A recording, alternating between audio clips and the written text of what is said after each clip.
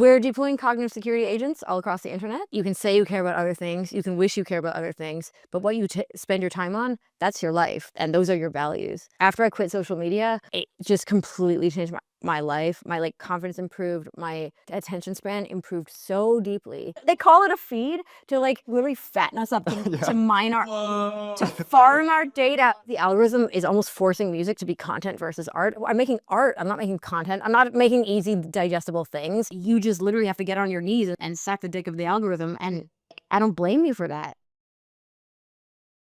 One of the greatest tools of the cognitive security agents, in my opinion, is Opal. And I would also add, I'm not getting paid for this. This isn't me being like, oh yeah, please get the thing I invested in. I just actually believe in this so much. This is one of the first products I've seen. I think this should be in every school. I think this should be like a basic part of teaching digital hygiene to children and adults moving forward, but especially the generations coming in. When I was a kid, you could go on the internet. It was really hard and it was annoying. And it wasn't dopamine terrorism. It wasn't psychic terrorism. Everything wasn't optimized to steal your time, which is the most important resource you have. One thing that you can never get back. One thing money cannot buy. I just think Anton is working on something that, as everyone's getting really nihilistic and everyone's getting really stressed, is working on a technology that I think can help us move forward in a society. The technology isn't going to stop. The markets aren't going to stop it. And I don't think we should stop it because I think we can make beautiful things. And I just love people who are defying the market and just doing something that's 100% ethical. And the other thing I would say that I love about Opal is the aesthetic landscape of a lot of apps and a lot of tech companies, I think, is just playing it safe as much as humanly possible. Sure. And I think you guys are really creative and artistic and you make beautiful things. And I actually wear your merch. It's just sick and fashionable and people ask me what it is. It's not just tech, it's art. I mean, it became technology, our phones became such a big part of our lives that it's kind of sucks how corporate and sterile it is. It works for a lot of people for sure. But I think in Opal case, your time and your focus is really a beautiful thing, and being able to accomplish something in your life and the dreams you have is really, really beautiful. And why does the software needs to be so boring for this? Yeah. This is kind of our philosophy behind Opal in general. You might see why is it called Opal as well, because it's like a crystal or like a gem, and it's a central thing in the app as well. And we kind of think our philosophy is it represents your focus, and because it's such a precious thing that you have, maybe eventually it's going to be the only thing you have left is your attention. After we achieve, at some point post-economic society, your attention is the most precious thing. Well, one of my favorite, I'm gonna butcher this quote, so I'm gonna paraphrase. I think it was in Mere Christianity, but I was reading this C.S. Lewis quote, and he said, "What you really care about is what you spend your time on." He's like, you can say you care about other things, you can wish you care about other things, but what you spend your time on, that's your life. And those are your values. And I think what happens when you have 7 hours of screen time. Yeah, there's a lot of things. I know a lot of people that get it back 5 hours, 7 hours, 8 hours, 9 hours. One of my friends the other day was like, oh, 16 hours. And I was like, bro. 16. Yeah. One of the things I loved about Opal is for my job, I have to engage in social media and I have to engage in a lot of screen time. I can't count making music and stuff. I don't count that as bad screen time. No, this is okay, this is productive. Yeah. And I felt it was impacting my ability to read and stuff. And I would go back and forth between, but I would always sort of relapse. And then I got Opal, and it was definitely the first step for me quitting social media. And after I quit social media, it just completely changed my life. My confidence improved, my attention span improved so deeply. And I noticed, I started reading a lot. And then when I started having to go back on social media to do my job or whatever, I just started noticing, I'm like, oh my God, people are still talking about the same thing. And these conversations are still the same thing. But what I also noticed is you see something and then you see it again 4 months later, and you see it again 4 months later, and these sort of these recurring little really reductive versions of facts or a cool thing. And I was like, when you see things so fast, you don't remember them. You're not learning. And then so the same things can keep coming up, and people think they're learning. What I really noticed is with, see it all the time, especially with the tech philosophy stuff and everything. I really started feeling oh, I'm getting so this is good for me. This is, because I'm I'm not on celebrity shit. I'm on philosophy and tech shit. And then I was like, I should not be reading little excerpts from philosophers. I should not be. I'm like, this is not deep reading. This is actually disrespectful to the work of these people. And when I started like reading a lot, I just started remembering how much more you can learn when you deep read, but also how much like when you spend 3 or 4 hours reading a book, I became smarter. Like I became able to like understand more complex things. My brain improving so much. Like I felt like I actually could feel the brain damage that I had before, and I could feel like how much I was doing for my brain when I stepped away. And now when I've been having to come back to do work, I've really been noticing like rate at which I'm getting a new thing. People keep saying to me like, oh, I just can't attach to art anymore. It feels like there's no good art anymore. And when I went back, I was like, oh, I see like a 1 second thing of this band I like. I see a 1 second thing of this band I like. And I'm like, I can't emotionally attach to like the art people are even trying to make, because a huge part of emotionally connecting with art for me is spending time with it. You know, I've always been a bit of a snob of like, I need a novel, not a short story, because like the actual time you spend with like a piece of literature, it's like spending time with a person, you know, like you grow to like emotionally connect with that work. And you can't do that when everything is 5-10 seconds, max a minute, max 2 minutes.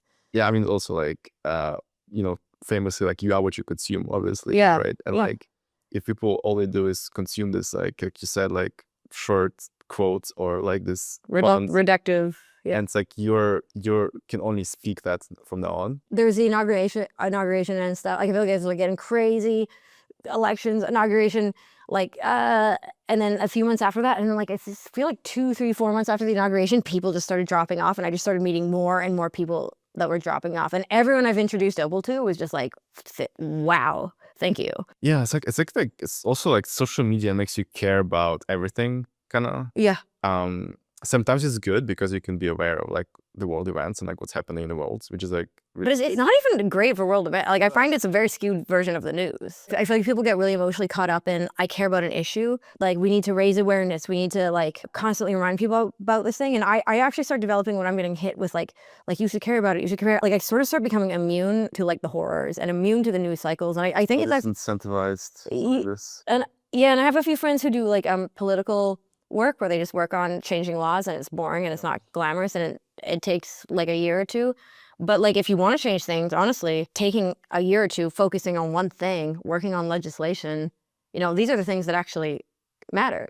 Yeah. And then it does help when there's like the petitions and the people writing to politicians. So again, that's one of the good things about social media and the internet landscape is I think it's a bit easier to lobby to real people versus just doing like paid lobbying to like whatever. Oh yeah. This is a very interesting topic, I think, also like because I think this is like where people get impacted the most is like again we just talked about like everyone cares about everything is really important, and it's so easy to manipulate public opinion through like bot networks and like social media, and like really it's more about like creating white noise. You just don't know what's true anymore, so you can just believe whatever aligns with your values the most, and usually like people don't really have their own values.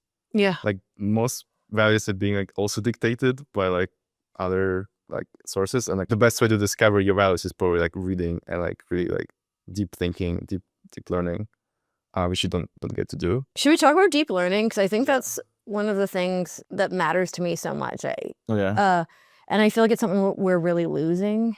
Yeah, I do like how, at least from the advertisements I've seen that you've done and just kind of how the app up is, it's not just screen time is bad, social media is bad. It's just like, let's think about how we're using this and like, let's use this as a tool. Let's not be the tool being used. Yeah. I mean, I think Opal's like mission is, we call it align computers with human well-being. Yes.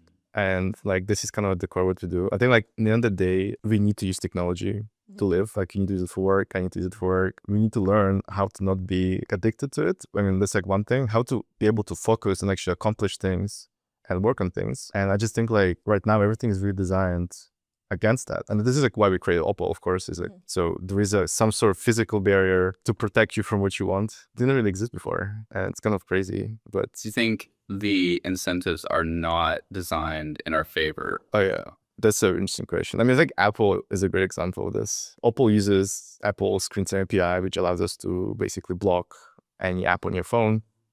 which is like amazing technology that they allow us to do. And like we always like wondered why did they even do this when, you know, maybe like 10 years ago there's another app that they actually banned from the App Store. I think we talked about this because I was really into that app before. Yeah. And I was always wishing there was another app that exactly. would block me completely. So I like, you know, couldn't. And like they banned the app from the App Store like about more than 10 years ago, like a really long time ago when the App Store just started out. They just didn't allow this sort of thing, and suddenly they do. And I think like for me, it's that they definitely have like a conflict of interest, because why people buy iPhones? They want to take photos, they want to take videos and post them on Instagram, post them on TikTok. And I think like they understand the impact of the iPhone, and a lot of people in Apple internally feel really guilty about this. And you know, they've seen the stories of like especially how it affects kids. I'm sure their own kids as well, and they see that, you know, what iPhone and like technology did to them. They had to do something, but also like they need to make a business. Have you noticed like a shift in tech of especially like with these huge companies? Are they shifting more towards how we can like benefit the consumer more? As that if like the more the consumer benefits, the longer they'll live, the more money they'll have to spend for another. I mean, that's going to be a good incentive, right? I don't think so. No, it sounds like they believe that that's not necessary, I guess. At least like they definitely have a lot of pressure from different places. The one thing for sure is like parents, right? Like I just said, like impact on kids. The one for sure is the government. Like if you think about like what's the number one threat to Google or Apple is probably like the government breaking them up as a monopoly. Like it happened so many times, and they definitely want to get ahead of that and be on the good side of the government all the time, which is probably why Opal exists as well, is like to get ahead of the government in case they start look at this issue, which they increasingly do. But do they? Like, because I feel like when you're fighting the government, it's just so tricky because they're being lobbied by all these companies.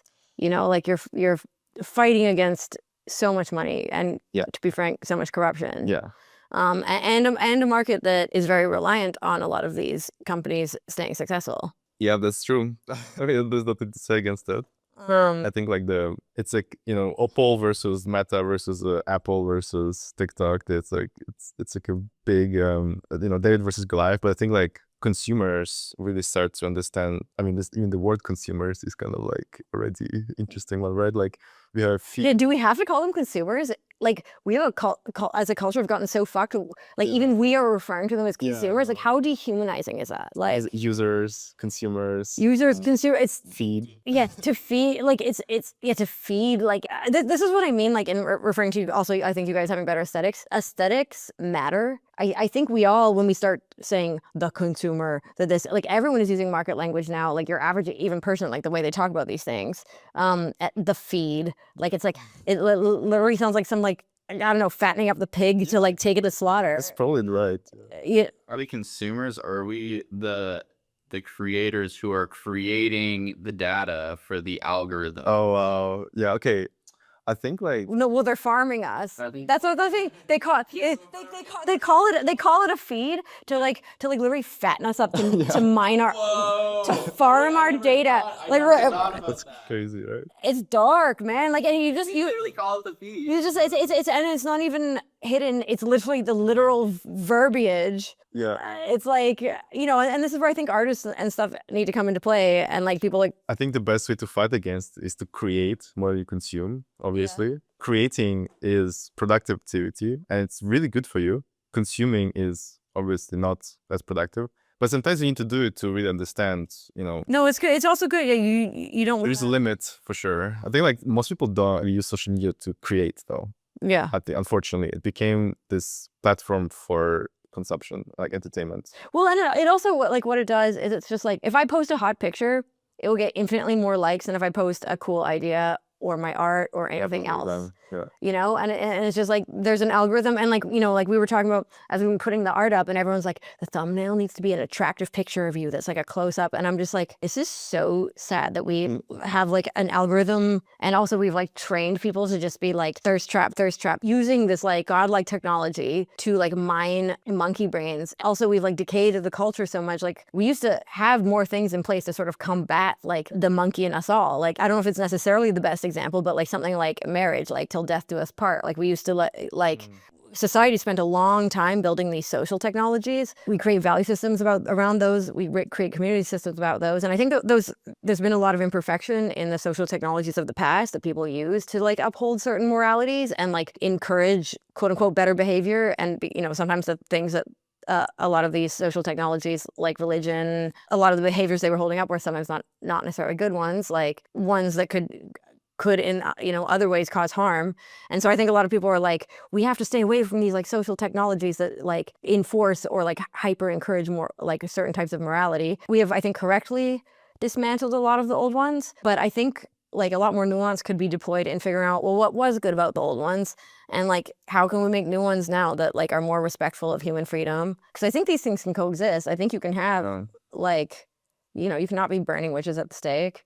One of the things I was saying earlier, it's like in sex ed, they don't teach anything about the beauty of like a lifelong partnership with your best friend. They just teach you about fucking. Yeah. Like that's crazy. Yeah. But you know, but I think it's on us, like the younger generation. I feel like especially Gen Z, like millennials, Gen Z. Like I don't know what a Gen Alpha is on, especially since I'm not online.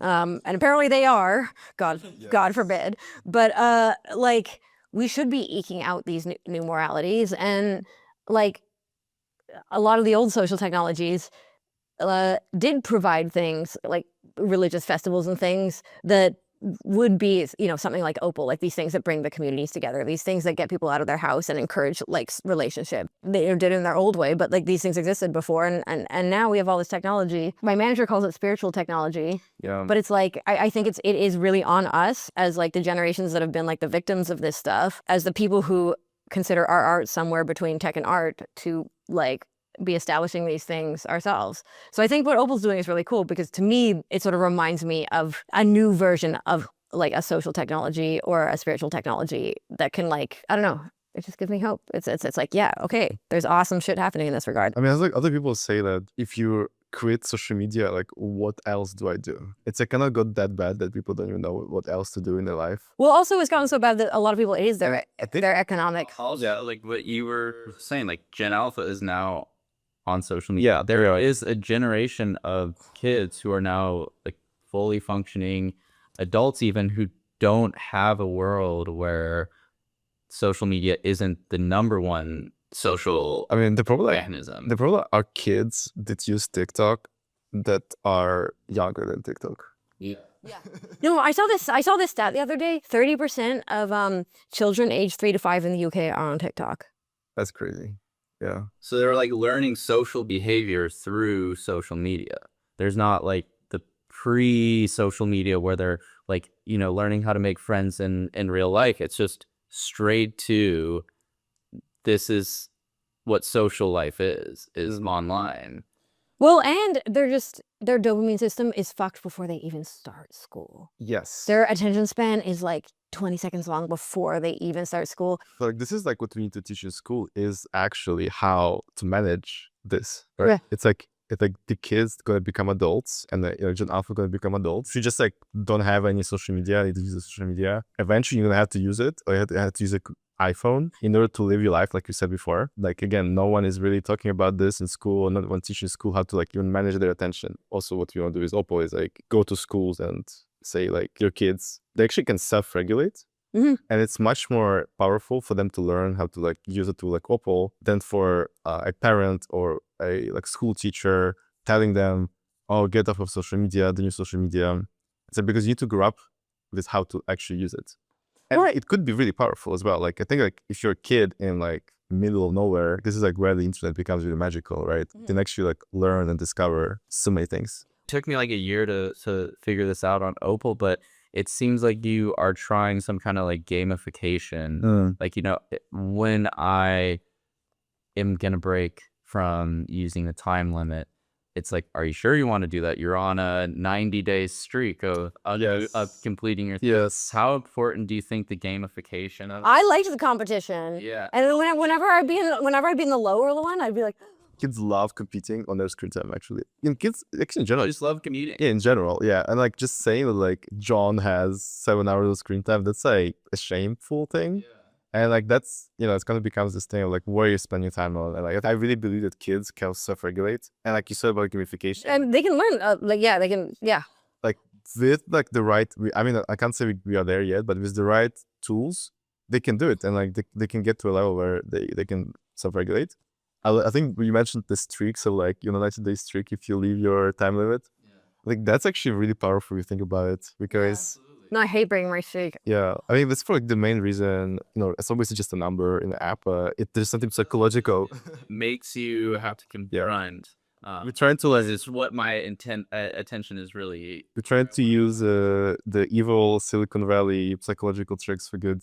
Because you're actually young, it doesn't feel like pedantic. I feel like this coming from like the fact that you guys are like scrappy and like actually I have a sense of like what the experience of a young person is like. Yeah. It just feels meaningfully like culturally different than like having it be a more top-down thing, because it's like I don't know. it's like by y'all for y'all. I think like I grew up kind of in between the millennials and like Gen Z, and like I think I remember growing up, not having a smartphone, and like that's I think like having that really helped me have a lot of motivation for Opal, of course. Have you guys seen that thing about how with each successive generation the amount of space kids go around outside is getting less and less, and parents are getting overprotective. I feel like one of the things about the phones and parents being able to constantly contact their kids has had this infantilizing effect. I mean, my parents could never tell where the fuck I was. It was great. Like I had a large roaming radius. But for me, I remember just like growing up, like you could kind of go wherever, and like your parents just expect you to come home. Yeah, I was actually fine, and like. And the statistics that you mentioned, the truth is that like it would take like 100,000 years or something to like for a kid to be kidnapped, basically. And most parents don't know this, and they just think like they're gonna get kidnapped on the playground, basically. See, maybe these two true crime podcasts have gone too far. Yeah, exactly. I think like the helicopter parents is like a big thing. Yeah, but it's also like one of the tricky things though is it's hard as a parent because other people think you're really crazy if you don't do that. Yeah. We can't have bubble children. Yeah. And like social media and all these things, like or just like screen addiction creates bubble children. Yeah. Because you have to go outside and get hurt. I think like in general, kids benefit the most from like unsupervised time. Agreed. With other kids. This is what we had for millions of years, probably, right? Like the child mortality rate was high. Okay. So we raised a meat in the middle. I've really enjoyed. I've heard a lot of people talking about how like especially in this last like Gen Z grew up in a world where it was like the physical world was very protective, but then the digital world it was just completely white. Yeah, like they're getting exposed to just like a psychological torment, and then physically they're physically incapable of going outside, of like I think meeting your friends. It really manifested. I think I just want to mention everything became virtual after COVID. Like people started doing classes virtually, Zoom, etc. But it never really like disappeared. This is where the social media problem became the most apparent, where people would just sit at home and like doom scroll on TikTok. And it's kind of like underrated how much damage it did to society, like long term, just this like small period of time, relatively speaking. Well, I think there was also a lot of catalyst for sure. Like business impact on a generation too, of people starting businesses and getting fucked. Yes. And when did you start your business? When did Opal begin? Okay, this is funny because it began during COVID. so literally the first month of COVID. And literally it became like March 2020 is when we started working on Opal. And I remember the founder, Kenneth, he was like in a lockdown in like French countryside. I was in Poland also like on lockdown and say like, we're going to work on this app for, we called it back then, digital fasting. We went through a lot of iterations because I think like we tried to create something that didn't really exist before, which is like always really difficult. We landed on something that we have right now, but it's just still starting out. I think like eventually like Opal will be more automated in general. Like I think this with all the stuff we're working on is like you should be able to install it on your phone and then it would just kind of work by default. And then you can adjust it, etc. But I think like that's probably the simplest way I see Opal in the future. I got introduced to your app because a friend of mine had like installed it on my phone. Like, cause it's like it is an app that you get and then it benefits your life and you want to get it on everyone else. Yeah, like, I mean, like you said, like when you really feel like your life became better, like, and your friends struggle with this, like you want to help them. And like I think especially think when you start using Opal, you actually start to notice how much other people spend on their phone. We were talking about like maybe some schools might be interested in integrating Opal. Oh yes, well we're trying this right now with a few schools. There's one school in LA, Harvard, where it's like I went there on the first week, and like at first the kids were like really like skeptical about it, like oh this is gonna they have this kind of QR code before they enter school to like check in. It's like really annoying, like kind of top down. But then like they just start using the app, and like you said, like these tricks like competing, it became this kind of self-regulation thing where they just use the app. I'm sure they notice like a big difference in how they study. You know? I mean, I've seen some of the letters you got though from kids being like, "Oh my God, thank you so much." This like completely changed. Okay, there was so many stories that we got shown from kids, and like I think like the one thing I have to talk about is one story about this girl who was addicted to character AI. Like she would spend like her whole day talking to character AI, and it kind of made her depressed. Yeah. Before she found out about Opal, this is what the message is about. But I think I just want to mention also, it's not just social media that's becoming a problem. In general, we see that attention economy is switching from social media to AI. I think AI can be like really productive, like for work and stuff like this, but for kids, like this has become like a consistent issue with like Silicon Valley companies where morality is always like really questioned, even though they have good intentions. So this is the problem, is like you start with good intentions and then you realize how hard it is to be profitable with these kinds of things. I think assuming because the cost of AI is so high, like even though the users are so high, the cost is just insane. But then you start getting into these weird. So do you think you could see an outcome like this happening for the space of app that you're in? Yeah, I mean, I think like I see Opal eventually like, you know, integrating almost with like different AI tools and like say, okay, you reached your limit and like you should actually like engage your own brain at some point. One of the things, and it really changed my life, like I came up in like the indie boom, and it was like a scene, a real scene. I feel like you know, like all the bands knew each other, and like people would help each other. Like Arcade Fire helped me like set up my team and stuff, and they were like the neighbors. And also because there was this sort of literal physical proximity. There's so many bands in Montreal, or there'd be so many bands in New York. But there's even like a circuit of like, you know, in like weird places in Florida, and like, you know, like Gainesville, Florida, and all these weird places where like you'd have the scene was like this coherent thing, and it became greater than the sum of its parts, you know, like because a lot of these people were independent, or they're like not super beautiful, and they're like defying like what the major labels had been holding up for so many years. And I do feel like there is still this like kind of underground like scene of people in SF that like I think they just get way less attention because it is more in real life, and it is more human, and it is more social, and there's just like such good mentorship. Like David Holes from Midjourney, who introduced me to you, has introduced me to so many like people like this who are working on positive technology, and I just love it because like I moved to SF like kind of when the AI stuff started happening, and I suddenly just got so much less depressed because again, I think I was in a bit of a bubble of the like weirdo people, but like I was like, man, this feels like a scene, and it's like everyone in the world is saying like, oh, I hate America and I hate this place, and like I just feel like America. Right? I don't know if it totally feels America, but it's also, but it was like I especially feel like all the weirdos like this, like even Misha, who I did like the kids' toys and stuff with, like there's kind of this more sort of anti-establishment group of people who are like, again, can afford to do things like make the apps more beautiful and like do more weird stuff and like show up and just do like have like a weird conversation that like the shareholders like wouldn't approve of on a larger scale. And it's like I think it's the mentorship thing is really beautiful. Like there's I think the people who are caring are like working on this community stuff, and it's sort of I feel that's like why we should do this, because it's like we should be making more public scene around like the good things, and because I also think that will like apply pressure to the bigger things that are like should be facing like moral pressure to be better. Another thing I want to talk about is like so we did the listening session for the album recently, which was so sick because we had like no phones.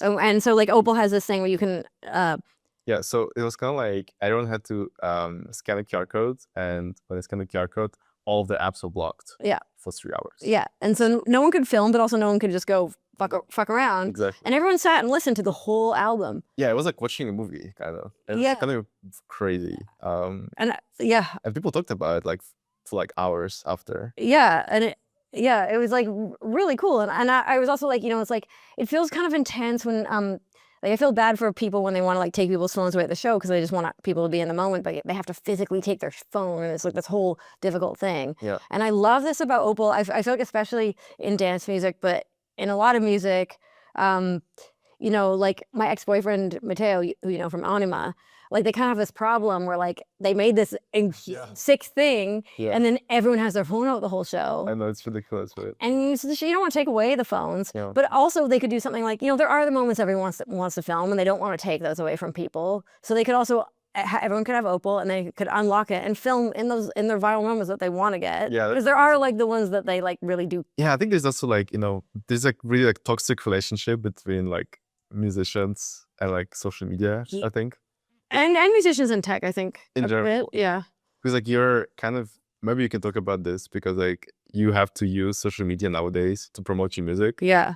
And it also like with Anima, it's like people, the reason it becomes so wild is because people are filming. They are filming it, so you want them to be able to. It's a tricky thing, yeah. Yeah, And but at the same time, it's like, you know, this is not why you're making art. You don't want people to just like film. You want people to actually dance and like enjoy it. But you also don't want to take away. Yeah, exactly. That's a tricky thing, and that's one of the things I liked about Opal is like, you could just turn it off in the moments that they want to film, and then you can get these things where they do get that. It does promote the artist, and then you can also have a really embodied show where people are really present. Yeah. And I think it's like these minor changes to technology that like re-embody us and still let us. Also, yeah, like if you're paying, you know, $5,000 to go see Taylor Swift. Is that what it costs to see Taylor Swift these days? I looked at nosebleeds were like $800.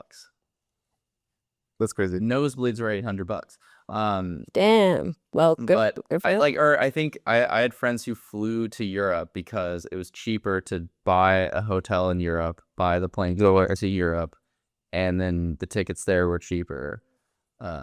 In the way you're saying is that like people should be able to film the experience, right? Yeah, exactly. Yeah. It's like, you know, you're spending thousands of dollars on this thing. Like, you probably want to go show your friends, but yeah, this makes like a good point. So like, you can't like, yeah, you wouldn't be able to have a Taylor Swift concert where no one could film because you wouldn't be able to charge as much probably. But you could have, like with this technology, you could have, okay, for this song, like no one's phone worth just for this song. Yeah.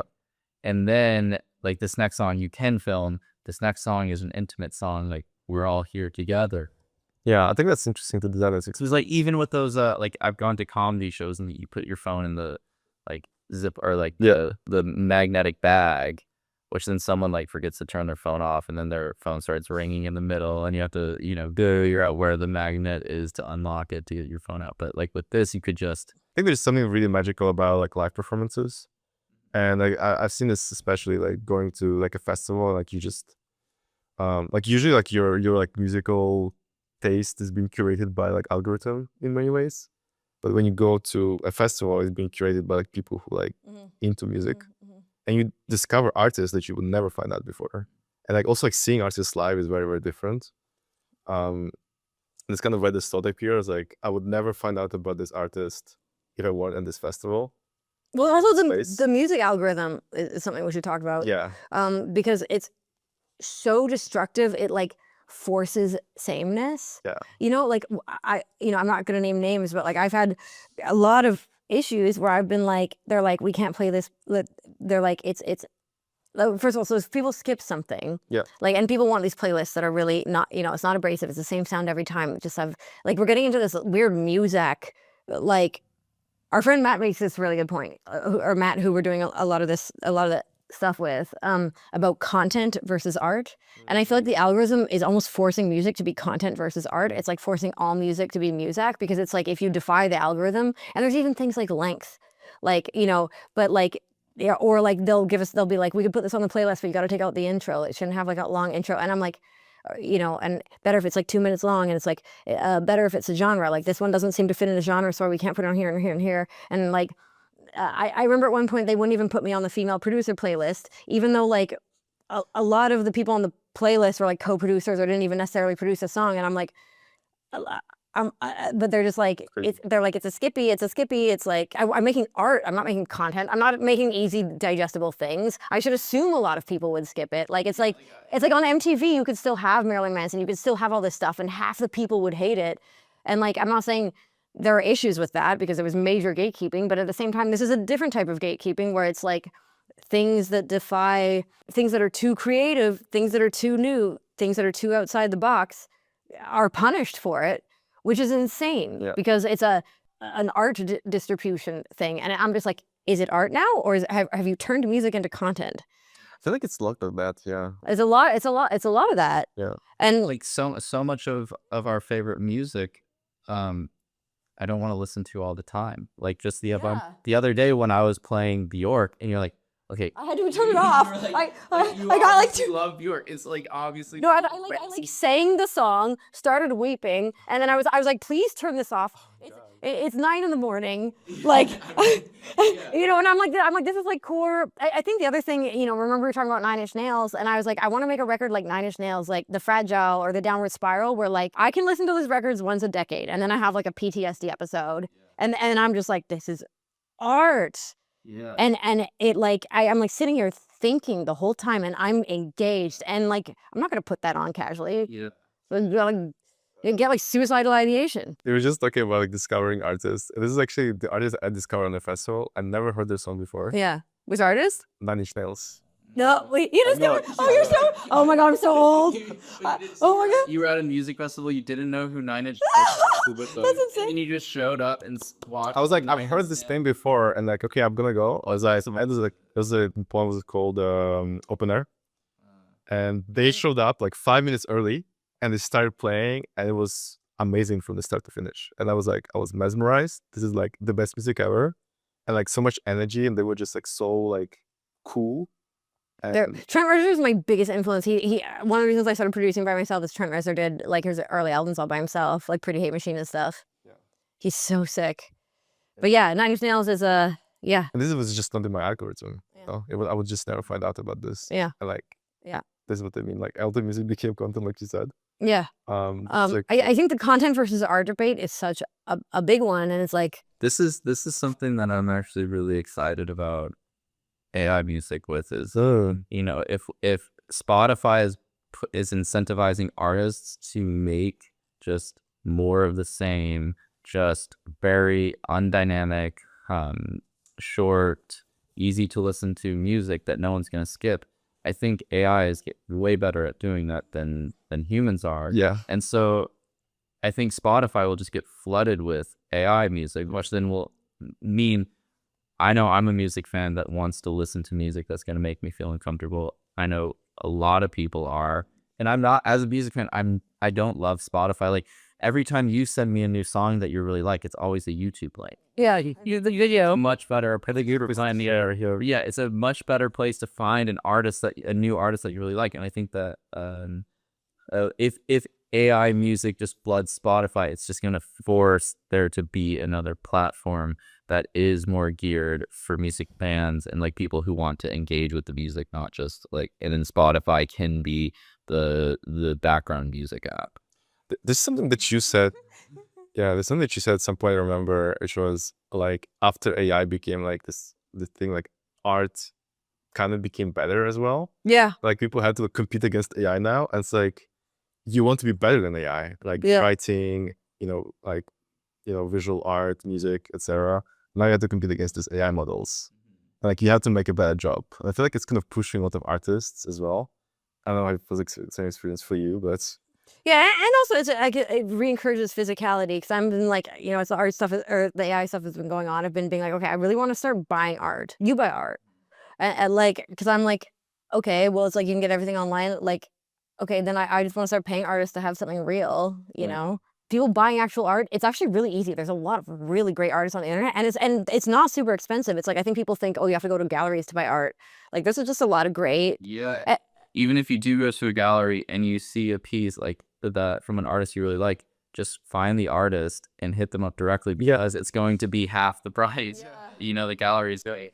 Well, no, but we want galleries. We also want to pay galleries. That's the thing. Galleries are suffering. A lot of galleries are like selling off like famous old painting. Like there's the galleries are also suffering too because people don't go out anymore. Do you want to talk about how you discovered Opal? Yeah, I would love to talk about how It's a crazy story. it's a crazy story. So like our friend David was trying to get me out, and I was like stressing about the kids and stressing about all the work, and like I was just getting like way too like I can't. I always have to do all these things, and you know, I was in like a really stressful period for like a really long time, you know, with like the trial and like all these crazy things and just getting canceled constantly on the internet, and it was just like my life was just like a bombardment that like never stopped. And I actually developed like adrenal trachycardia, where it's like my adrenaline was so spiked for so long that I started having like chest pain and stuff. And our mutual friend David was like, bitch, we're going to the forest. Like we're going to the forest, and we're gonna have a nice time at the forest. And yeah, like I came in like so stressed, and I was just like, and then we like went to the forest, and like The redwood trees. we all sat in the forest and like put our feet in like a little water, and we had this like relaxing time. And that's where I met you. Yep. And then we started talking about Opal, and I was just like, that's lit. That's lit. Yeah. You know, like I love this so much, and also just like. And then I remember you like literally like, I need this, and you looked it up on the spot and you like downloaded it. So I was like, this is. I was like, sign me in. Yeah, Sign me in right now. I was like, this is like, I've been looking for this for years. Like. yeah, Yeah. and, like obviously like then like we went our separate ways. Like we didn't hear from each other for a long time. Like actually like that. Wait, I just meet you again at a party? Is that what? I think like. Or like how? But I remember, like, we definitely met a few times in SF at, like, third parties. But I remember, like, David sending me, like, a screenshot of, like, you texting him, like, oh my God, this app, Opal. It's Like, so good. Yeah. I was like, don't tell your and it was, like, a friend. month or 2 months later. I was like, oh, okay, that's cool. Yeah. Yeah. Like, yeah, what happened after, like, you got into Opal? Just immediately it was just so great because I was also because I was having such hard time triage because also with the kids. Yeah. And trying to do my work and like yeah, like we were just also just dealing with like controversy after controversy. Yeah. And it's hard to look away like before you like can do that. And so it really helped me, and it was the first step, like it was kind of the first step into blocking things. And then at first I was just blocking them a bit, and then then I started blocking them a lot more, and then I kind of started blocking them like kind of permanently. Yeah. And then I just literally deleted everything off my phone. Yeah. To the point where I even stopped using Opal. Yeah. I was like, you know, Graduated. yeah, I graduated. But now I was literally just telling Dada, because we have to come back on social media, that I was like, well, we're gonna be reinstalling Opal, because like if I have to have this shit on my phone. What use cases can you use Opal for that you're not seeing that many users use it for, that you think more people should be using it? I mean, I think we talked a little bit about this, but like you blocking ChatGPT or blocking AI or like LLMs. No, we mentioned that. Yeah, I think like That's a little prototype you sent about that. yeah, I think like I think like the attention economy is switching from like social media to AI, and like the more you use AI, the more we need to understand like, okay, do I really need to use AI at like 8 p.m. before bed or something to talk about like my personal issues, or like do I need to use it during work, which I'm getting paid to do, and like I'm always using AI. Like this kind of like questions people might have. I think it's like useful to even just put it there that like you have this tool, and actually like you don't have to like go to Perplexity or go to like ChatGPT every time you have a question. You can actually just like look it up and have this like normal experience of consuming information that's not like digested by the. Well, I also don't want to. I don't want to ask a question like, okay, like I love reading history books or listening to Audible, or even a podcast is good depending like what the topic is. And I sort of like, I don't want to just be like, what's the answer to this? When did this happen? Like I loved, for example, like I think it's great. Yeah. like reading like just a great nonfiction book, just because like the analysis where they take me, but also the beauty of the writing. Like it's like I don't want to just like know what I want to know. Like I don't know. Like one of my favorite books that I think we should read together is Caesar and Christ by Will Durant. And like like I want to be taught by someone who wants to tell me things that I would never even think to know about or think to ask, you know? And I want to like be embedded in the story for a week. And like I love, or like one of my other favorite historians is Barbara Tuchman, and I just like love because she like she'll say a bunch of facts. She'll say about a lot of things, but then she's making all these like funny snide remarks, and I'm just like I want to feel the human in my teacher, and I want to feel like the philosopher in my teacher, and I want to like I don't know, like it's like if everything. Sometimes I feel like when I'm using, I also love AI for certain things. Most of the time, I actually love LLMs.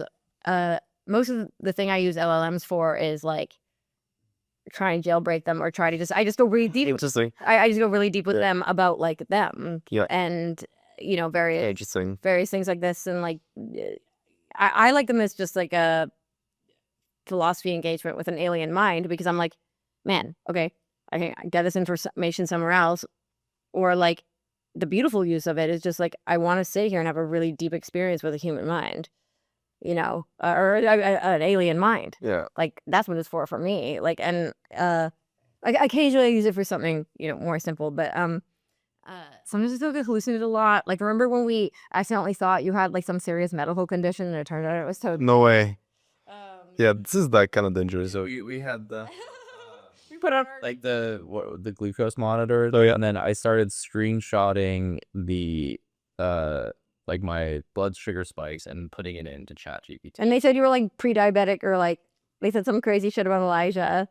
Well, Yeah, it was like a serious So you could, that was like really stressful night for everybody. Or like sometimes it's good for some medical things. this is great. I mean, I mean, like you have to have like a balance of like there's so many things that AI is so good for, and like I use like honestly like for me I have to be honest, like Perplexity replaced Google in many ways, and I actually use Gemini a lot to replace ChatGPT. So like this is like I use it a lot.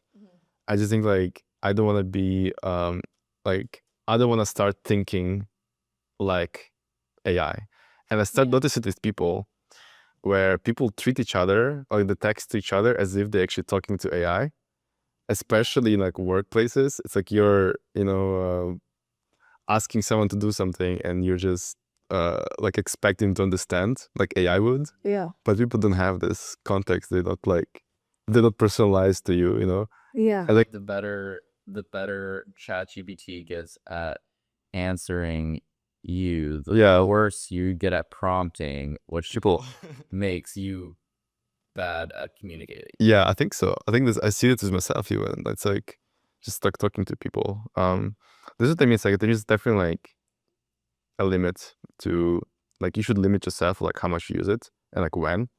I don't know. Like I think eventually it's probably going to be like based on the context that you're doing.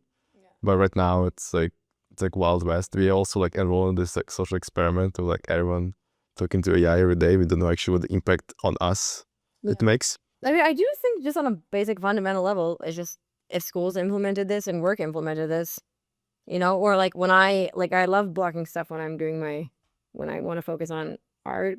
Opal is the company that gives you agency. Like we actually have given the agency that you didn't have before, where if you were addicted to social media, you now have this physical block that prevents you from doing it, and you can actually choose again, do you want to continue using it or not? Like that's something we didn't have before, and I feel like this is kind of in a way where how we approach things with Opal. So, but I think it's good to just realize like a lot of the stuff is addictive, so you're helping people. But it's like food, a lot of people get like one of the tricky things with social media or just the internet or screen time is it's like when people, I think some of the worst addictions and issues people have are eating disorders of various types, because it's a thing you need to survive. And it's like you want people to be literate in the digital landscape. yeah, I think and it's just about, you just shouldn't steal your day, And so, yeah, I mean, I think this, it's a great way to meet in the middle here. It's not like oppressive, and it is like a consensual thing, and yeah. Yeah. I mean, also like downloading Opal is consensual. Yes. For now. No. Yeah. No, but I said for example, okay, so one of the things I want to talk about is being a mother. Oh yeah. And parenting, And I think, you know, we're seeing all these population drops, but when you talk to people are like, I don't want to raise my kids in these worlds or in this world like this. And, you know, it's like, as you know, when I've been going around looking at schools and talking to other people, it's like one of the first things I ask are like, okay, at this school, is there going to be like, are all the parents going to do? One of the best schools I talked to, they're like, yeah, we have a universal. Every parent who comes here agrees their kid will not have a phone. Wow. And I'm like, that's sick.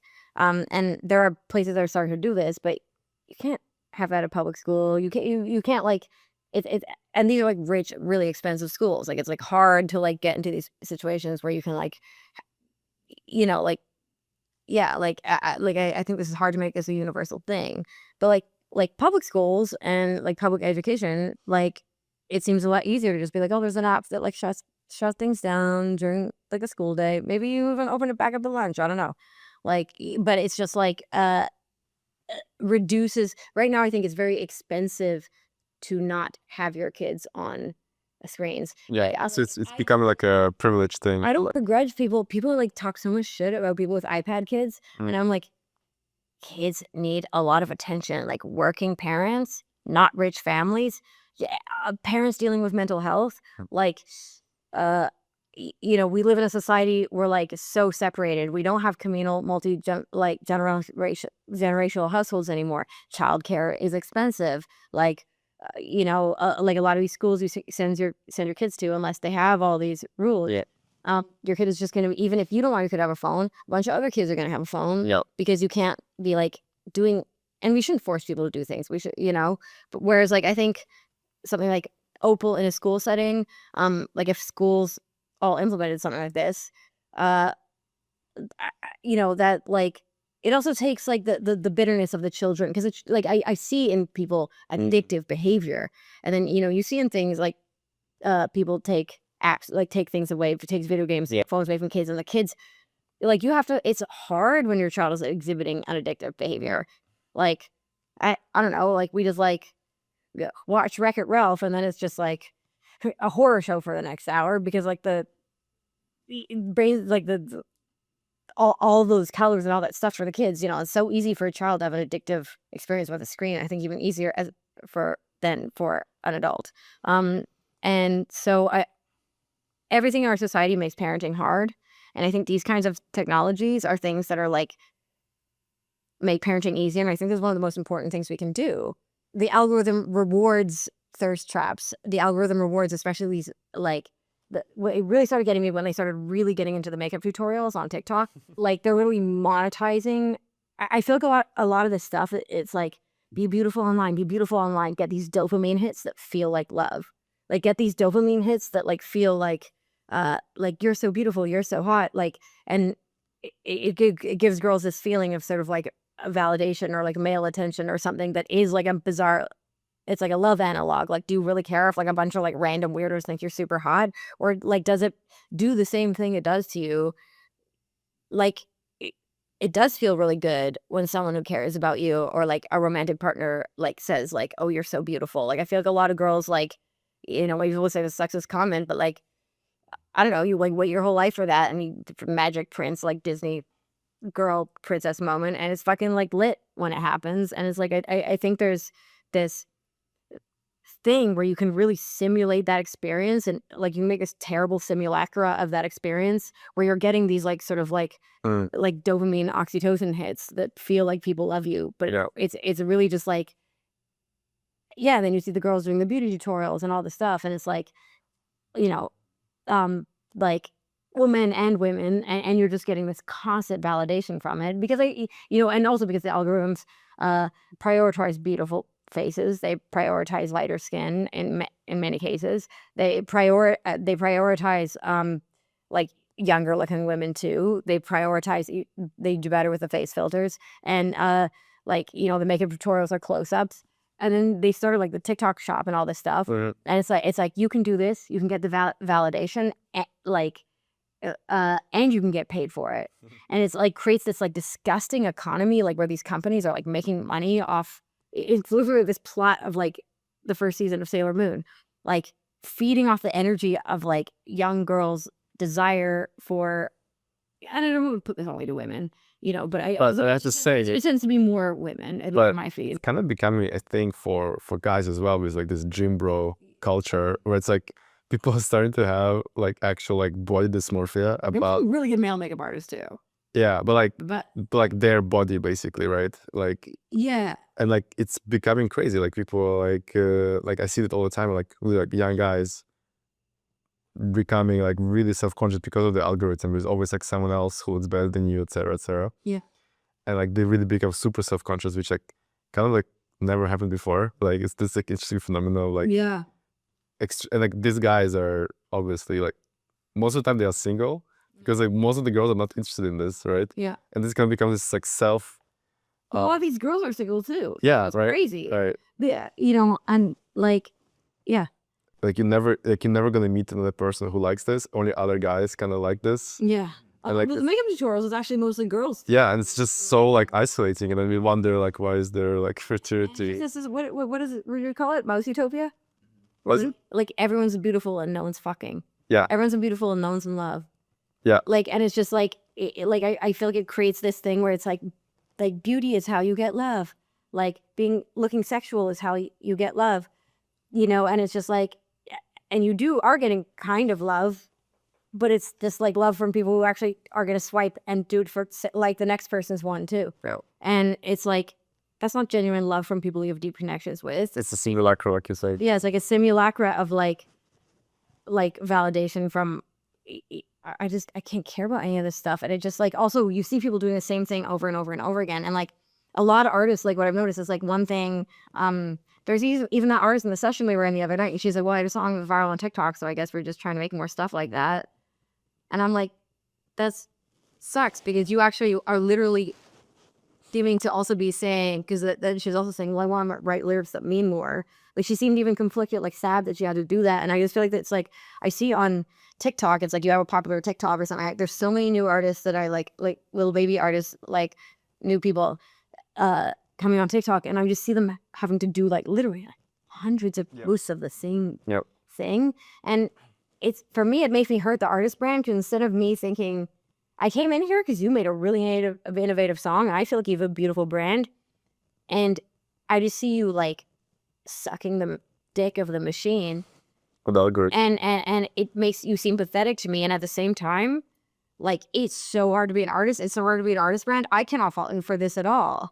Like when I was coming up, there were all these other ways, but you just literally have to get on your knees and suck the dick of the algorithm. And like, I don't blame you for that, but it also like, it does impact your ability to be a credible artist because it is like sad behavior and it's not even their fault. It's like the only way, What could be the next evolution of social media that is a little more beautiful and doesn't require us to sit here and talk for 3 hours about terror? Actually, I want to throw this question back at you guys. Like, I wonder, like, what would you see in the future of social media, if at all? I don't know if this is going to be the future of social media. I hope it is.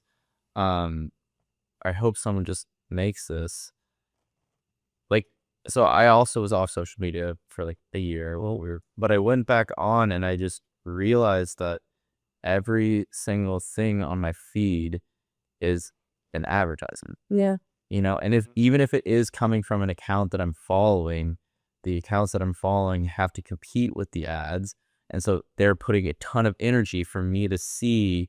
Even though I'm following them, they still have to put in a lot of energy for me to see their post, which means if they're going to put in that amount of energy into something, they're probably selling something.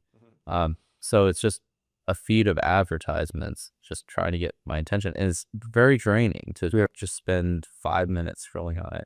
So it feels very, very different than the social media I was using, in 2013. Where you kind of had to go out of your way to find interesting things to follow. You followed your friends. Probably the average consumer was posting more, and it was more of a local scene on your social media. You weren't getting, recommendations and advertisements every single swipe. and it was chronological. Right. And so it felt like a wholesome, like more localized form of social media. And I I would gladly pay money to go back. I would rather pay a subscription to go back to a model like that. I also think, speaking of that, I feel like there's content, education, and art. And I feel like it's like, because I don't want to turn around and be like there's certain things that people, I think, call, what do they call them, influencers, Oh yeah. where I'm like, there's definitely a subset of those that are art, like high art, but we haven't like, There's a subset of those have really good taste that you can trust. yeah, I see the value in that. yeah, or just are like, just do really beautiful innovation, like design or something like that. And I feel like, first of all, like things like that should be elevated over like the sloppy slop. I also think there's some good comedy writing, cinema type stuff. I just and then there's actual art. I feel like it's really hard for me to just get an artist I like if I want to see consistent. I feel like it used to prioritize people you follow more and actually follow more, and now artists are starting to have to act desperate too, because they're just in with it. Yeah, following an artist isn't good enough. Like, just because an artist has you as a like, yeah, they're like, you were looking at your engagement, and I mean, yeah, compared to some artists who have millions of followers but have to like try so hard to get the people who've already consented to following them and who've already own the algorithm, that they want to see this person's content in their feed. They still have to try really hard just to get a fraction of those people to see their content, and instead those people who are following them are just seeing advertisements. Yeah, well, no, there's also stuff like okay, like, like without I don't think it's anyone's fault. Like, Wait, I do think the question was supposed to be about like what could be would be a beautiful future for social media, and we've just like so quickly gone back into dooming. No, I think like, no, I'm like, I was about to say it. Like, I just feel like it wouldn't actually be that hard for even AI to like perceiving like what's art versus content, like, or what's education versus content, or like what's good writing over content, like, yeah, because sometimes you do have to defy the monkey brain, the things that often get the most likes.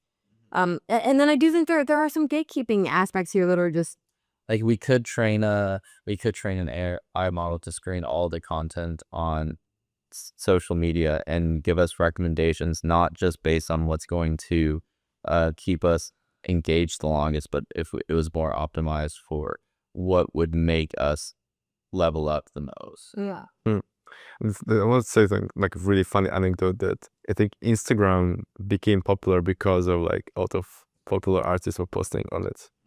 And like kind of same with like a lot of other platforms. And it's kind of like this interesting relationship now where like I think these platforms owe so much to the artist. And they're kind of betraying them by forcing them to be in the same thing with the content, like with the content slough, because it's forcing artists to have to, like, I think if we could go back to, like, again, like Addison, I got really into Addison Rae this year. And then, like, I mean, I was off the internet, came on for like a week, was like, wow, Addison Rae is like super lit. And I'm like, female producers, I'm like, yeah, I was like this. I like this.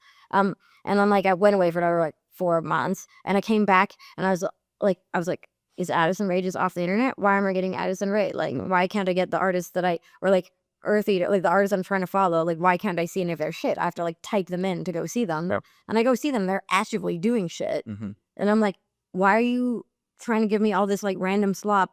And like you're kind of punishing it, because it's true. Mm-hmm. Like, these things are popular because like the artist came here, and now you're forcing the artists to degrade themselves. So I think that would be, I want to go back to, I think some platforms allow you now to go back to like what you follow and stuff. Yeah. I don't know, like I'm not totally proving that or not, but yeah, I don't know, like there's also like the future that I see is like I think unfortunately it's really hard to topple these platforms, like Instagram specifically, like TikTok, when I have like which like 1 billion users who like already use it. Like for me, it's more about like how do we either change the incentives or, you know, again, tools like Opal help with this to be able to use this as it is without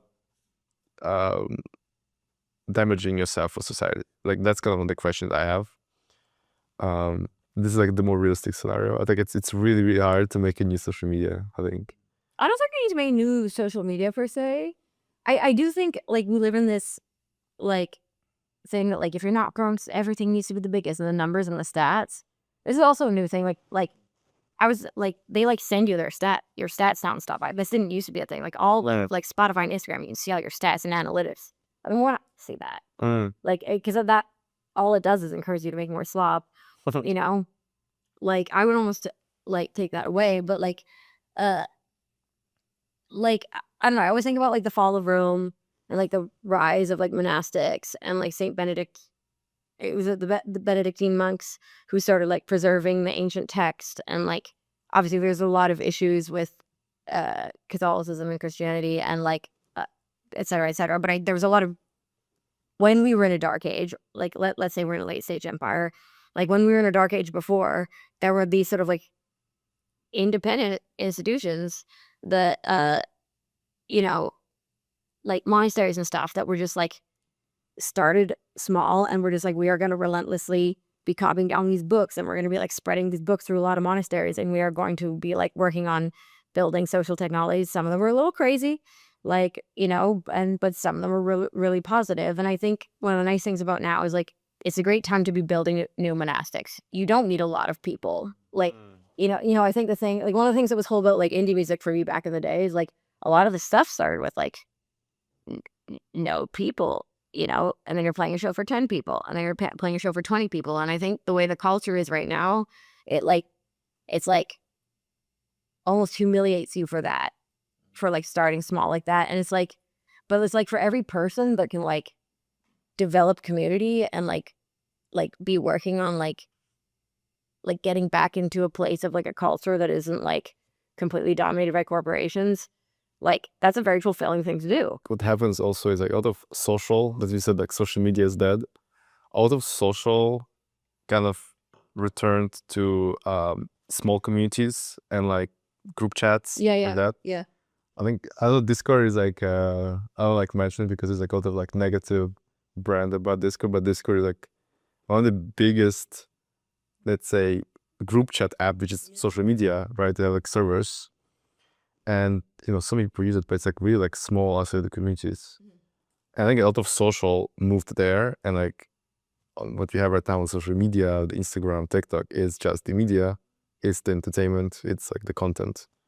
Yeah, and like I think you probably see this a lot in like SF as well, where there's just so many like this cool group chats that you can go to, but some real communities there. Like I like smaller things now because most of it I get met. But that being said, everyone's talking about this, but there's no like monoculture anymore. There is no mainstream anymore. For better or worse. Yeah, exactly. Because also like we talked about like algorithms giving everyone their own bubble that they like, and you don't never discover things anymore. And like that's like it's for better or for worse. We don't like there is not like a common thing to talk about, I guess.